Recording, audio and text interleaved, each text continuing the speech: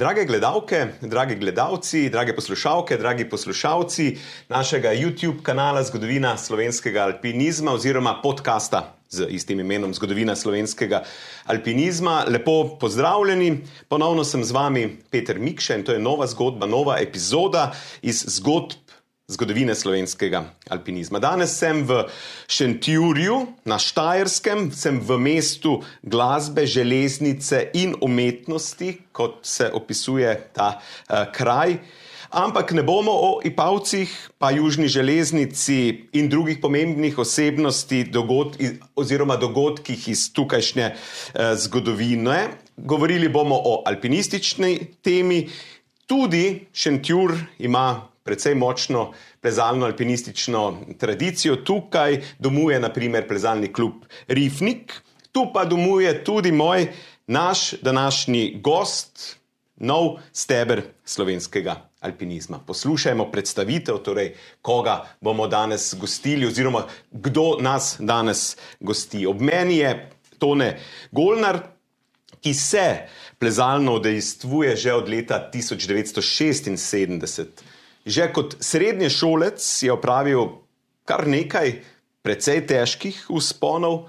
Bil je tudi v Himalaji, Andih, Patagoniji, tako kot udeleženec, kot tudi vodja odprav in se povzpel na kar nekaj 6 in 7 tisočakov. Skupno je preplezal preko 1600 smeri, od tega več kot 50 prvenstvenih.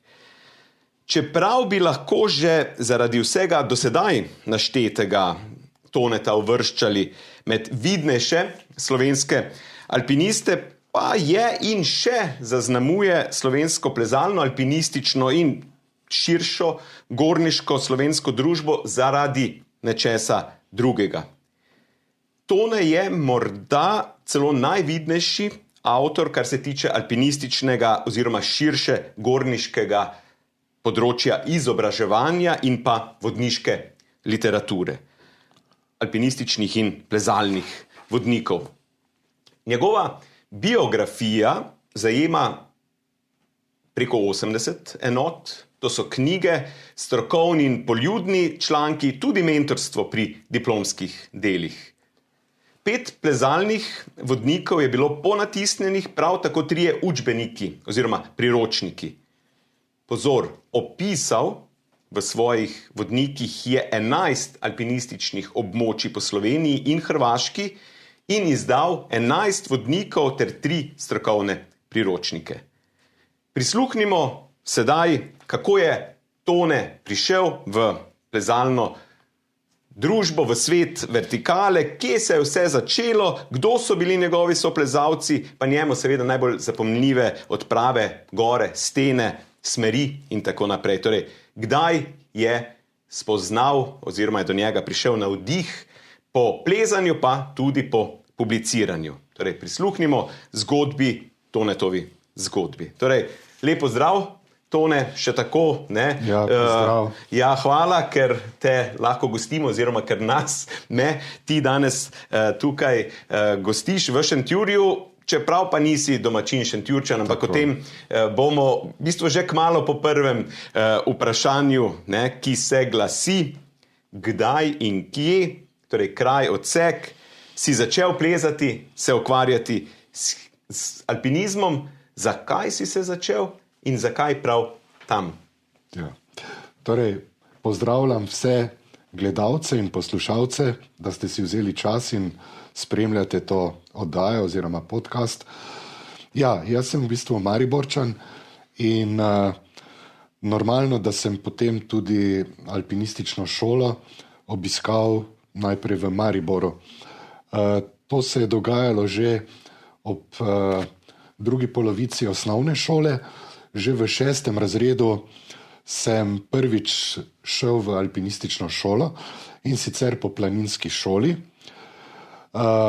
Tam sem dejansko spremljal vsa predavanja, hodil tudi na vaje, na bližnje stenice na Pohorju, ampak seveda mama me zaradi mladosti ni pustila potem na kakšne resnejše ture, tako da sem potem glede na vse, kar sem spoznal, slišal, se ponovno udeležil alpinistične šole v 8. razredu. No, takrat sem pa potem že, to je bilo leta 76, sem lahko že hodil na prve ture. No. In recimo prvo turo, ki sem jo opravil, je bila sicer zimska, to je bil pristop na Grintovec, to je bilo, mislim, da januarja leta 76.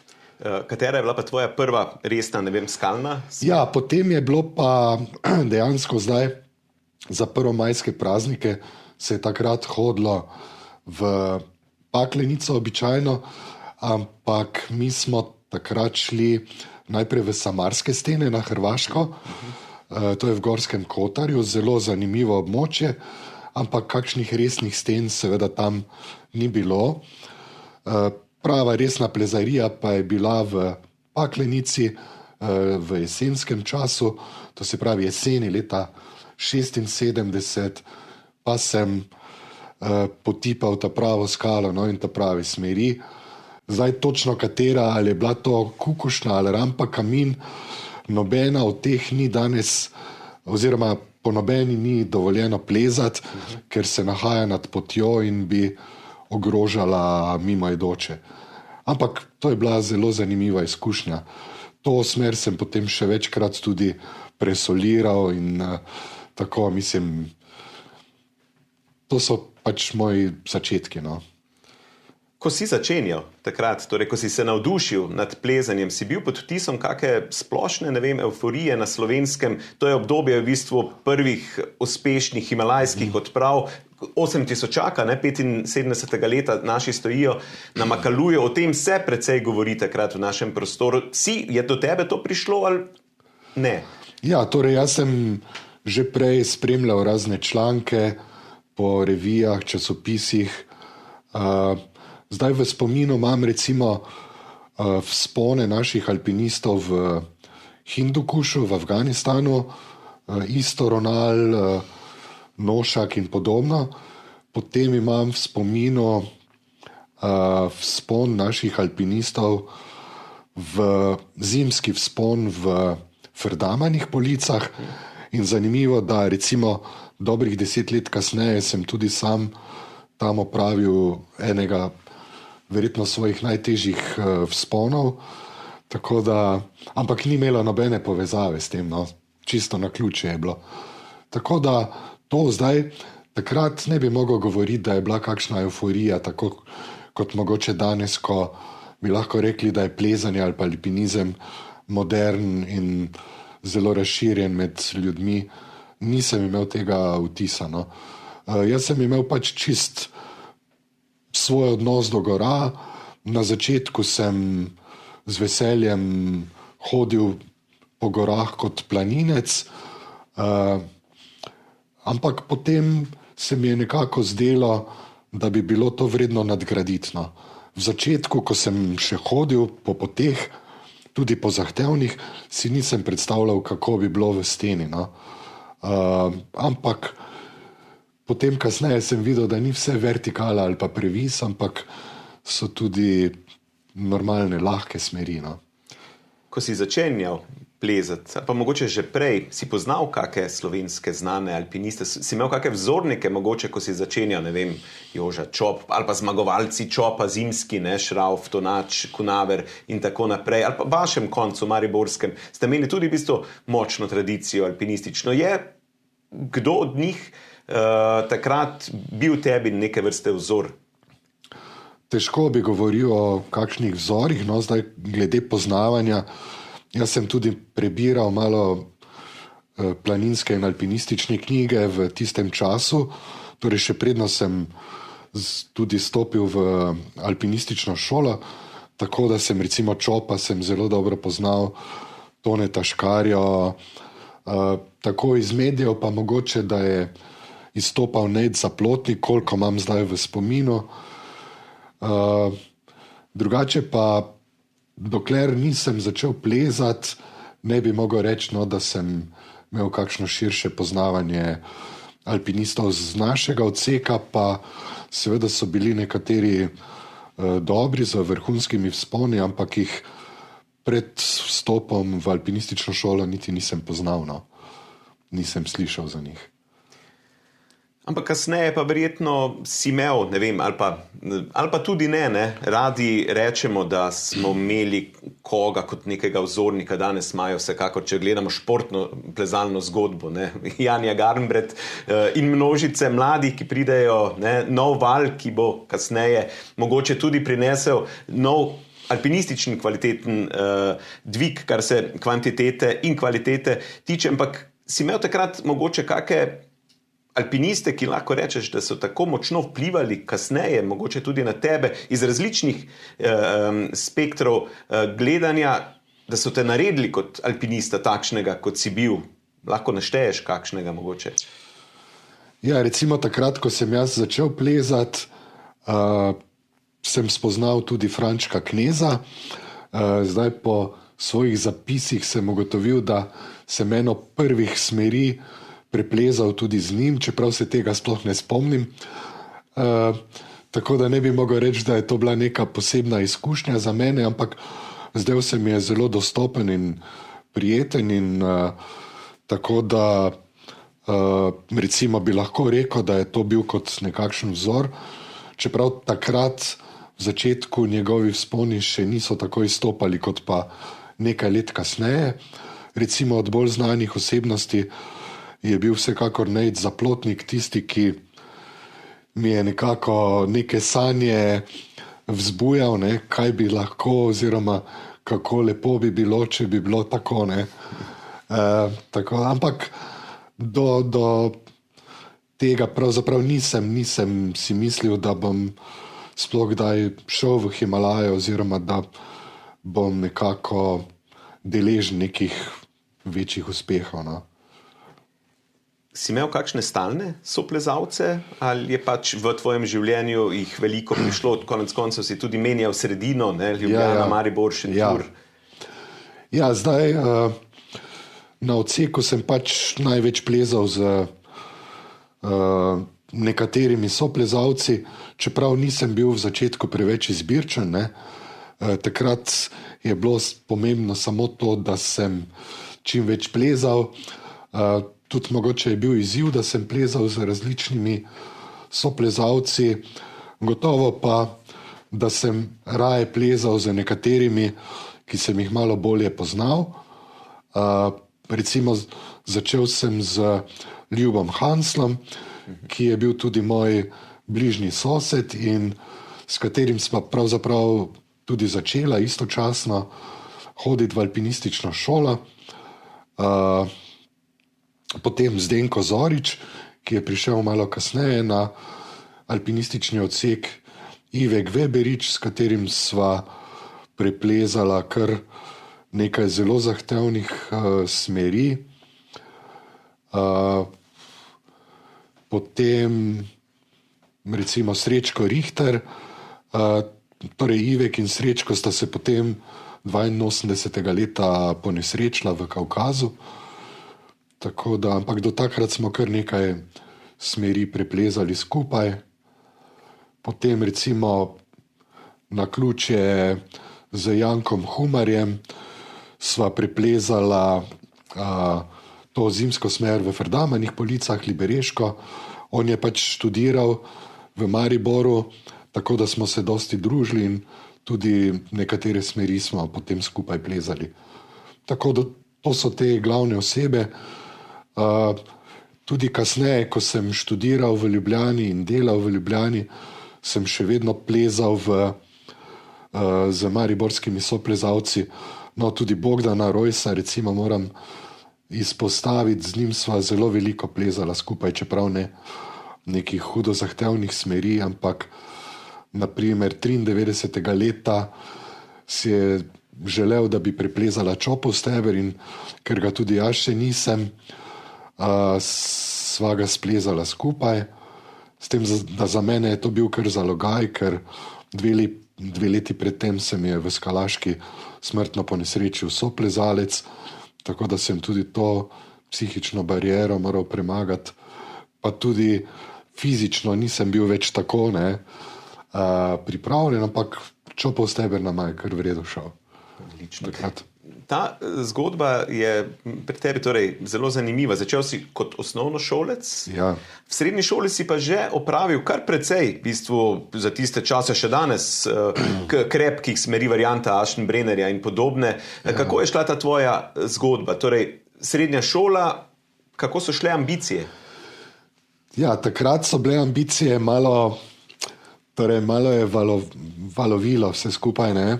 Oziroma valovalo. Mene je zanimala še glasba. Z bratrancem smo imeli glasbeno skupino in potem sem kakšno leto ali dve bil kar resno v teh zadevah in lahko bi se obrnilo malo drugače, ne? Če bi imeli malo večje uspehe, potem mogoče se niti ne bi z alpinizmom toliko ukvarjal, ne?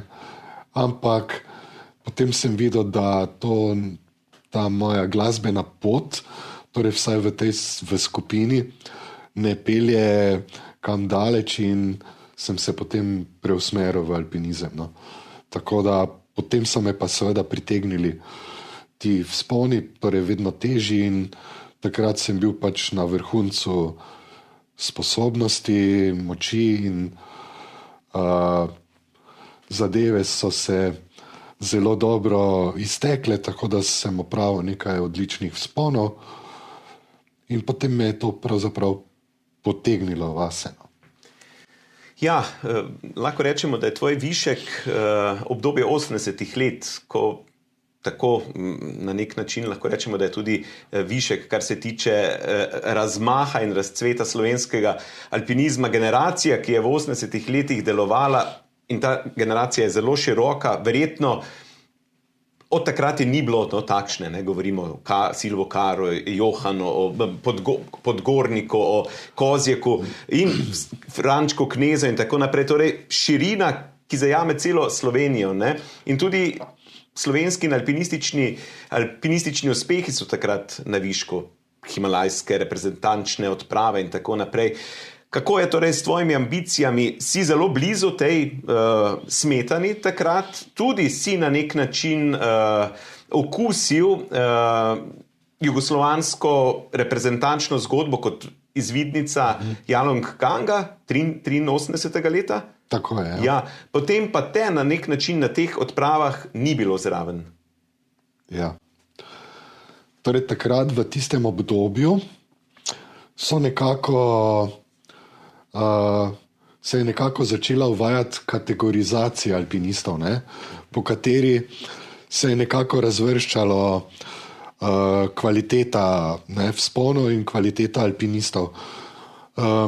Zdaj, razlog za to je bil po eni strani neka sredstva, ki jih je lahko Planinska zveza prejemala in pa potem tudi posamezniki za te najvišje range. Po drugi strani pa je bila to tudi na nek način vstopna točka na različne odprave. Ne? Jaz pač nekaj let sem sodeloval tudi pri tej kategorizaciji, kjer nisem zasedal nekih visokih mest. Ne? Vedno sem bil v nekem republiškem rangu, torej to je v nižjem rangu, ne? In kot tak seveda ni bilo kaj dosti možnosti, da bi se pridružil kakim odpravam. Ne?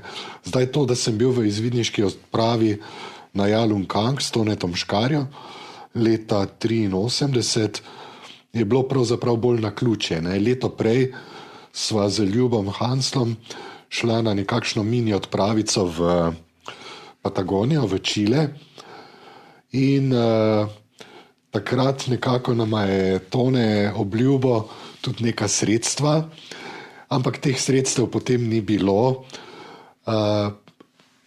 Kot neko kompenzacijo je potem uredil, da je naše društvo šlo 83. leta v Kavkaz na izmenjavo. Meni pa je ponudil pač sodelovanje v izvidniški odpravi na Jalongkang. Tako da to je bolj to. Ne?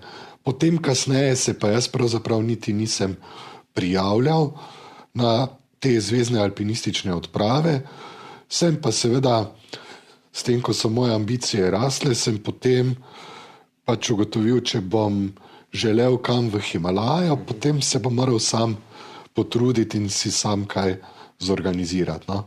In od tod tudi potem organizacija teh mojih mini odpravic in leta 90 pa ene take kar zelo velike odprave. Do nje še pridemo. Ja. Skočimo 8 let nazaj. Ne? Omenjeno je, da si bil 82. leta v Patagoniji. V bistvu govorimo, Tone Golnar je prvi med Slovenci, ki je videl in okusil v smislu plezalno Patagonijo. Šele naslednjih letih potem pridejo Bišča, Klenarčič in ostala garda na Fitzroy, Čerotore in tako naprej. Kako je to prišlo do tega? Ja, v bistvu sva se 82. leta prijavila na en razpis, ki ga je poslala Čilska alpinistična zveza na neko mednarodno srečanje v dolini Lovaldes, v bližini Santiaga. In ko sva se prijavila, sva med nekaj kandidati bila izbrana midva z Ljubom Hanslom. In na začetku pravzaprav nisva vedela, kaj bova tam počela. To srečanje je trajalo samo 11 dni. Midva sva pa potem rekla, da če sva že tam, bi pa šla pogledati tudi Patagonijo. Ne? Nisva pa vedela še, v kateri del, ali bi šla v skupino Fitzroy, torej v Argentino, ali bi ostala v Čilu, ne? Se pravi skupino Pine. No, potem, ko sva bila pa tam, je bil pa splet nekih okoliščin banalnih, da sva videla neko znamko, na kateri so bili eni stolpi, lahko da so bili dolomitski, lahko da so bili pajni, ampak spodaj je pisalo Cerro Castillo. In potem sva se pozanimala, kje je ta Cerro Castillo. To je nekako 600 km južno od Porto Monta in potem nama je bilo dano, sva šla potem še z enim Novozelandcem in Južnokorejcem, ki sta bila tudi udeleženca tega mednarodnega srečanja, smo se potem skupaj odpravili v to Cerro Castillo in tam preplezali super prvenstveno smer. Tako da, ampak to je bil res splet takih naključij oziroma okoliščin. Ne? Ja. Himalajo si na nek način še, lahko rečemo, zmagoslavno se vrnil. Ne samo enkrat, večkrat. Ne, kljub tej neudeležbi na reprezentančnih, si pa potem 90. leta vodil reprezentančno slovensko odpravo. Še prej, ne? Pa si uspešno že stal na Satopantu. Ja, tako. Torej, govorimo o 7000 leta 88. Predvsem pa je verjetno te zaznamovala močno odprava na Nanga Parbat leta 90, ti kot vodja in v bistvu 11. 8000, takrat gledano na projekt 14x8000, kar se tiče slovenske oziroma tega, če jugoslovanske himalajske zgodbe, ko Mariča Frantarjeva in torej Marija Frantar in Jože Rozman preko Ropalske stene pridete na vrh. Mariča, menda prva ženska celo preko največje odprave. Kako si prišel do vodstva in kako si na nek način dojemal to odpravo? Ja, torej, odpravo sem organiziral tako kot tudi manjšo odpravico predtem v Garvalsko Himalajo. In sicer sem najprej pisal na Pakistansko zvezo in tam so mi potem pozitivno odgovorili, dali so mi termin. No in potem sem začel z zbiranjem prijav, kdo bi bil zainteresiran. Takrat isto leto so pa tudi Celjani pod vodstvom Bojana Šrota organizirali odpravo v Diamirsko steno. Ne? Ampak oni so šli na pot dober mesec ali pa mesec in pol prej. Tako da, ko smo mi prišli v Islamabad, smo se potem tam srečali. Oni so zaključili odpravo, ki je bila neuspešna. Zaradi plazu so se morali obrniti pod vrhom. No, nam je bila pa sreča naklonjena, tako da sta se dva udeleženca lahko povzpela na vrh. Čeprav je bila cela zgodba potem dokaj dramatična, ker se v bistvu 3-4 dni nismo imeli nobenega kontakta z njima, ker sta radijsko postajo zaradi teže pustila v zadnjem taboru, oziroma pred zadnjem taboru, in potem se nismo slišali. In 5. dan, ko smo želeli že poslati helikopter v neko izvidnico, ne, da bi se dvignil pa pogledal pobočje, sta se javila zjutraj po walkie-talkiju. Niti zvečer se iz tistega tabora nista mogla javiti, ker sta bila tako utrujena.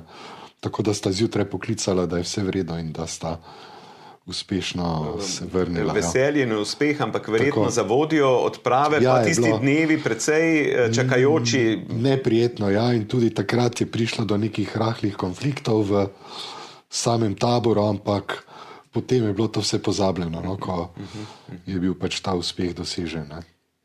Nisi imel želje ali si imel željo takrat poskusiti na 8000? Takrat smo imeli vsi ambicije, ampak moram reči, da Nanga Parbat je verjetno vsaj z te rupalske strani ena bolj zahtevnih sten in tudi ena bolj nevarnih, tako da smo potem kar kmalu videli, kam kdo sodi. Seveda jaz se nisem v ospredje postavljal, ostali so imeli prednost. Ne. Tukaj je bil tudi Ivč Kotnik, Himalajc z že osvojenim 8000-čakom, tako da tudi on je imel prednost, ki pa potem tudi ni osvojil vrha. Ne. Ja, tako da drugače pa verjetno vsi, ki smo se prijavili na to odpravo, smo imeli resne ambicije. No, z nami je takrat bil tudi Steve House, Štef. Točno, ja. Ja, on je bil takrat 1 leto na neki izmenjavi, čeprav je srednjo šolo končal že v Ameriki, je potem kljub temu prišel v 4. letnik gimnazije. On se predtem ni ukvarjal z alpinizmom, potem se je zaradi dolg časa pridružil našemu alpinističnemu odseku in naši fantje so ga zelo vneto vodili po hribih, predvsem v avstrijske hribe, kamor smo takrat radi zahajali. In potem, ko je izvedel za mojo odpravo, se je želel pridružiti. Takrat je bil že v Ameriki in seveda sem ga z veseljem sprejel.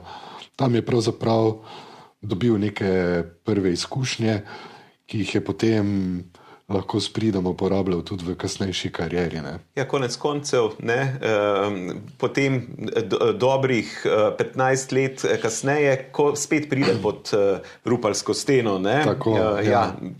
Ampak naj gledalci pogledajo, o čem govorimo. Ne. Naj samo menimo eno tako načrtovano tekmovanje takrat s Tomažem Humarjem tako. In zgodbo reševanja enih in ne drugih. No, ampak kakorkoli že, gremo midva nazaj na tvojo zgodbo. Kar nekaj v bistvu tvojih vzponov, smeri in tako naprej smo že slišala. Lahko mogoče izpostaviš en vzpon, eno smer, ki se ti zdi, da je bila tvoja najtežja? Ja, vsekakor je to vzpon v libereški smeri, v Ferdavanih policah z Jankom Humarjem. To je bil 3-dnevni vzpon, mislim, da je bil mesec februar zimski, ali marec. Ja. To je zimski vzpon, ampak takrat je bila res prava zima. No. Tako da ta vzpon je dejansko, bi se lahko uvrščal med... Res je, da prav v tistem obdobju je bilo preplezanih še nekaj podobnih zahtevnih smeri, ampak lahko bi rekli, da je to mogoče, ne vem, eden od 10 najtežjih zimskih vzponov do zdaj preplezanih. Tako da tu bi lahko rekel, da sem se mogoče najbolj približal vrhunskemu alpinizmu.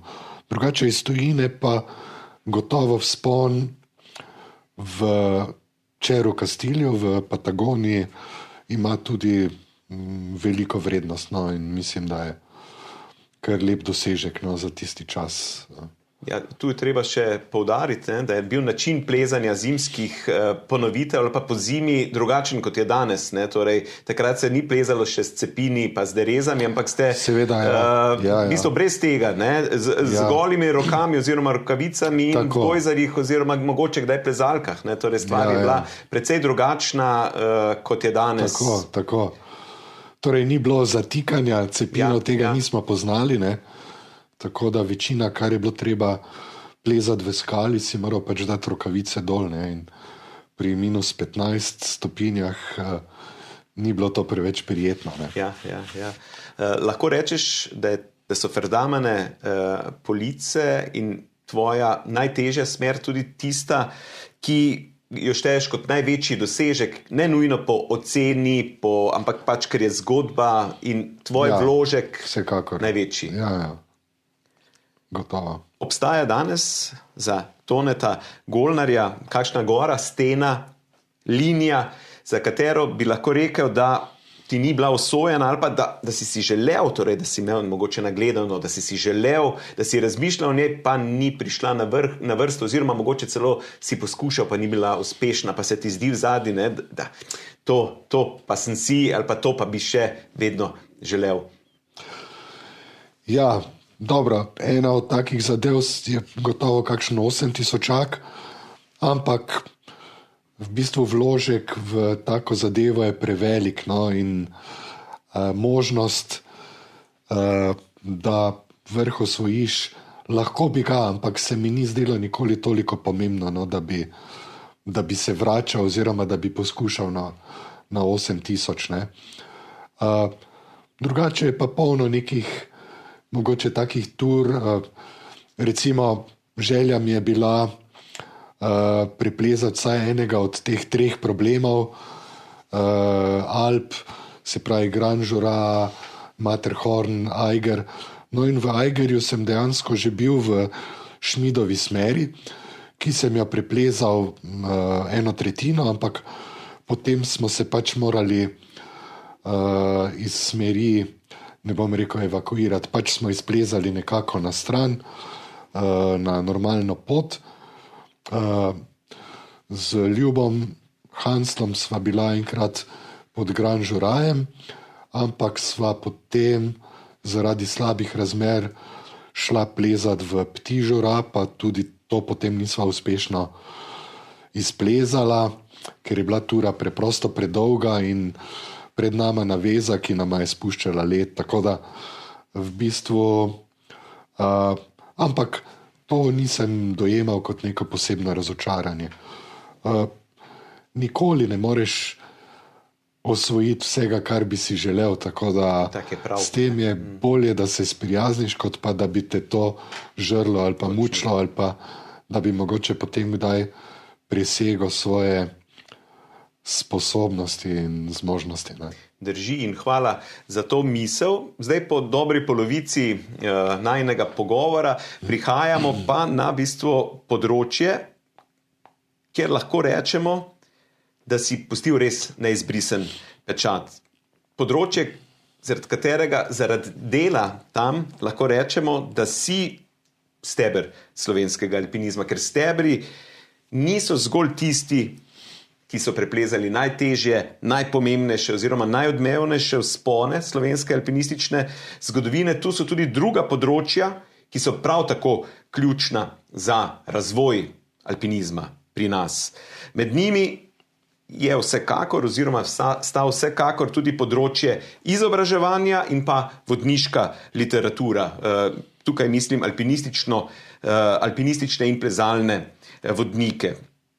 V Cobisu, če vtipkamo Tone Golnar v Cobis, vrže v bistvu pri tebi kar 81 zadetkov. Si avtor priročnikov oziroma učbenikov, vodičev, kot se formulira noter, pa potem avtor člankov v različnih revijah, Planinski vestnik, pa revija Šport. Zaveden si celo kot mentor pri mimogrede zelo zanimivih univerzitetnih diplomskih nalogah. Kako se je Tone znašel na tem področju? Ja, torej najprej me je pritegnilo opisovanje vzponov alpinističnih. Zdaj, kaj je bil razlog, ne vem, ampak gotovo pomanjkanje nekih vodnikov na našem trgu. Torej, takrat, ko sem jaz začenjal, leta 1976, je tega bilo res zelo malo. Torej, pri nas je obstajal vodnik za Kamniško-Savinjske Alpe, ki ga je napisal Bojan Polak. Zelo zanimiv vodniček z izredno natančnimi skicami in opisi, tako da to me je nekako navdihnilo. Za Paklenico mislim, da je bil vodnik od Zlatka Smerketa v tedanjem času. Druga območja pri nas pa niso bila niti opisana, tako da si se pač moral po svoje znajti, da si dobil neke informacije, neke podatke o smereh. No in to me je nekako spodbudilo, da sem že kot po končani srednji šoli oziroma že kot srednješolec sem začel zbirati neke podatke. Takrat smo dosti plezali v Pečeh na začetku Logarske doline in potem sem izdal nek tak majhen ciklostilni vodnik, ki je bil razmnožen, ne vem, v 50 izvodih. Sami smo potem to lepili in to sem potem prodajal po pošti, ne. To je bila nekako predhodnica vodnika za Logarsko dolino, ki je izšel leta 1982, to je bil pa že tak konkreten vodnik, ne. Ampak seveda jaz tega sam ne bi mogel napisati oziroma nisem imel dovolj podatkov in sem imel takrat to srečo, da sem sodeloval z Francijem Savencem in z Francetom Malešičem, ki sta mi potem zelo pomagala z podatki, me spodbujala in tako je potem prišlo do prve izdaje tega vodnika Logarska dolina. To so nekako začetki, potem pa seveda naslednja zadeva, mislim, da je bil Robanov kot, potem Repov kot, Kamniška Bistrica, no potem pa sem se lotil kasneje tudi območij, ki še niso bila opisana, to je Jezerskega v Kamniško-Savinjskih Alpah, pa potem Bohinjskih sten in pa Vršiča v Julijskih Alpah.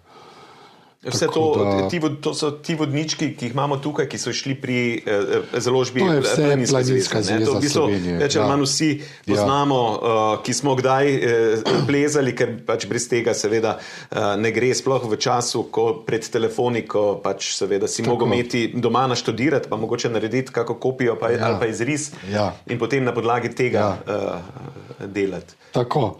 No, to je bilo v začetku, to se pravi, začel sem z plezalnimi vodniki, potem kasneje, še posebej, ko sem se zaposlil na fakulteti za šport kot asistent.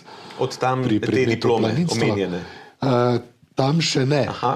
Tam sem bil pač asistent in takrat nisem imel, ni pri meni nihče delal diplomske, ampak pri mojem šefu, Silvu Kristanu.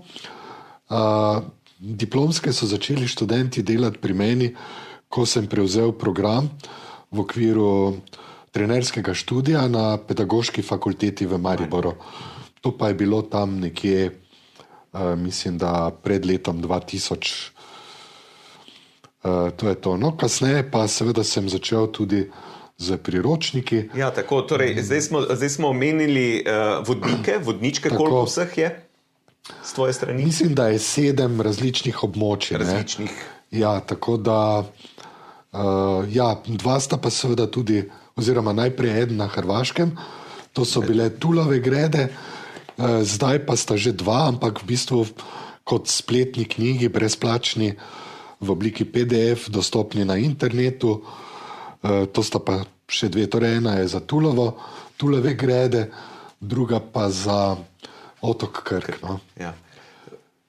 Po vodničkih, oziroma vmes, se zadeva je šla vzporedno na nek način, pa se lotiš tudi priročnikov za izobraževanje. Generacije v 90-ih letih smo vse uporabljale in šle čez tole. Lahko govorimo o nekih prvih res konkretnih priročnikih za alpinistično udejstvovanje. Prej so več ali manj bile bolj neke zbirke vrvnih torej tehnike, priročnik kako, medtem ko prav alpinistična šola se takrat pojavi prvič. Mislim, da ne.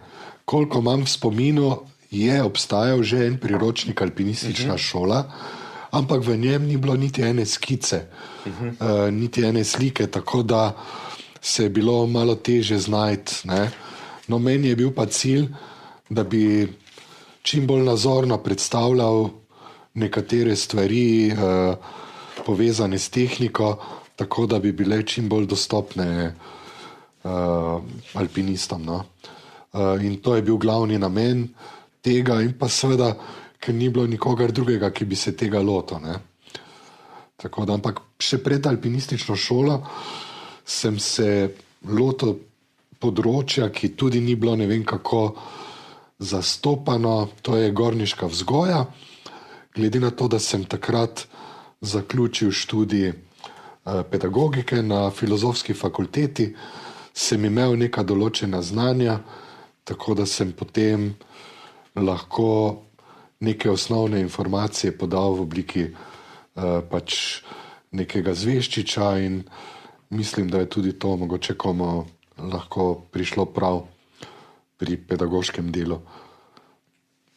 Precej publikacij takšnih in drugačnih je tule pred nama. Vprašanje, zelo subjektivno seveda je, katera od teh zadev se ti zdi tebi najpomembnejša? Seveda je vedno vzadnji neki razlog, zakaj. Ja, gotovo je najpomembnejša alpinistična šola, ki dejansko od prve izdaje leta 1993 pa do zadnje leta 1999, mislim, da so zelo pomembne informacije.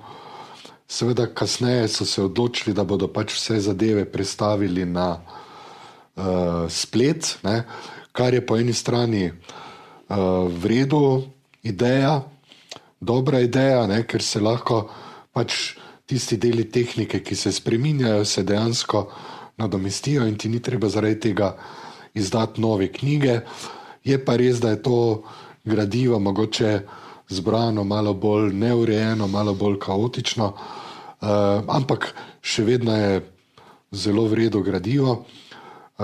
Torej, alpinistična šola kot največji dosežek ali pa najbolj ponosen sem pa na knjigo Turno smučanje, in to na zadnjo izdajo, v kateri pa sumim, da je imel tudi urednik ali pa mogoče lektor še prste vmes, da je še malo nadgradil to, kar sem jaz napisal in podal. No. Tako da to je recimo to, kar mi pomeni največ. No. Ja, z razlogom. Ampak na vsako knjigo sem pa ponosen in vesel, da je šla.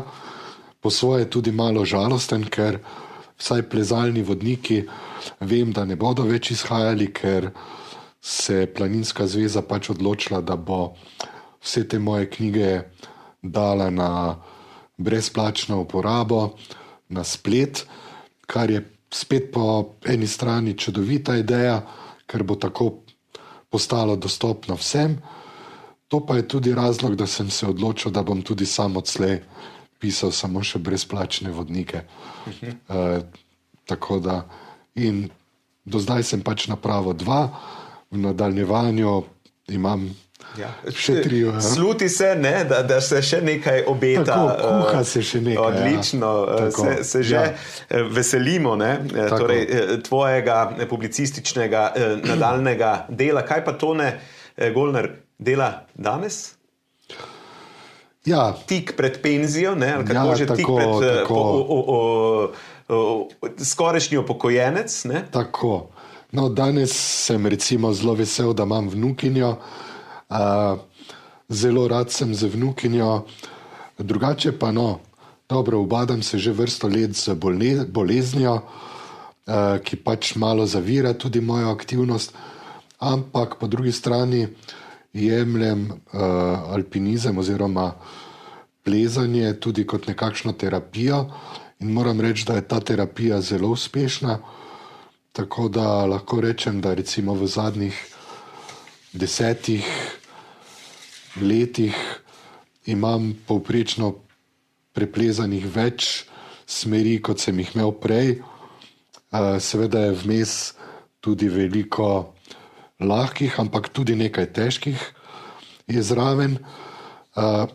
Seveda sem malo spremenil pogled na alpinizem, na vzpone. Ne. Če mi je recimo tam v 80 letih pomenilo, da bi bili vzponi čim težji, tudi mogoče kakšni, ki bi presegali moje sposobnosti, pa danes iščem ture, ki so čim lepše, čim bolj varne, da čim bolj uživam in takšne vzpone potem tudi z veseljem predstavljam drugim plezalcem. Ne. Tudi ko plezam, recimo vsaj v zadnjem času, prvenstvene vzpone, se trudim, da plezam take smeri, ki so lepe, ki pač ti lahko dajo nekaj. Ne. Recimo ogromno smeri sem preplezal na otoku Krku, čeprav so to lahke smeri, večina teh smeri sem tudi presoliral, ampak ti dajo neko zadovoljstvo, no. Mislim, v lepi naravi, čudovitem okolju. Tako. Ja, tule za tudi spodbudo vsem poslušalcem, ki morda imajo takšne in drugačne težave, naj dodamo tule, ne, da to neko govori o osnovni svoji bolezni. Tukaj govorimo, da je danes učitelj športne vzgoje, športnik tik pred penzijo, skoraj pol svojega življenja preživel zgolj z eno ledvico, ne, ki je osnova in da se da. Ne? Ja, brez problema. Imel sem pač samo to smolo, da so se pojavile še metastaze in zdaj se pač ubadamo še z metastazami. Na srečo so zelo počasne, tako da jih zdravili uspešno prehitevamo in upam pa, tako kot verjetno tudi drugi bolniki, da se z vsakim letom se pojavljajo nova zdravila, novi postopki zdravljenja, tako da pravzaprav si vsi želimo podaljšati življenje do neke razumne mere, no? Dokler si sami ne želimo umreti. No?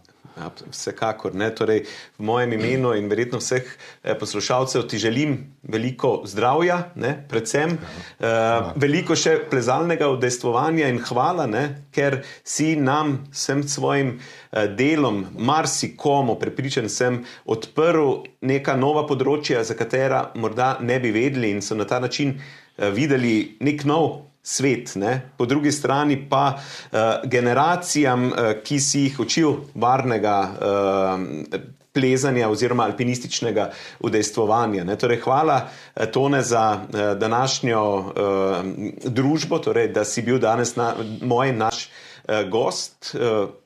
Me je veselilo, ne, takole. Hvala. Drage gledalke, dragi gledalci, poslušalke, poslušalci, vam pa hvala za pozornost. Se vidimo oziroma slišimo kmalu v kakšni novi zgodbi z novim gostom. Do takrat pa lep pozdrav in predvsem srečno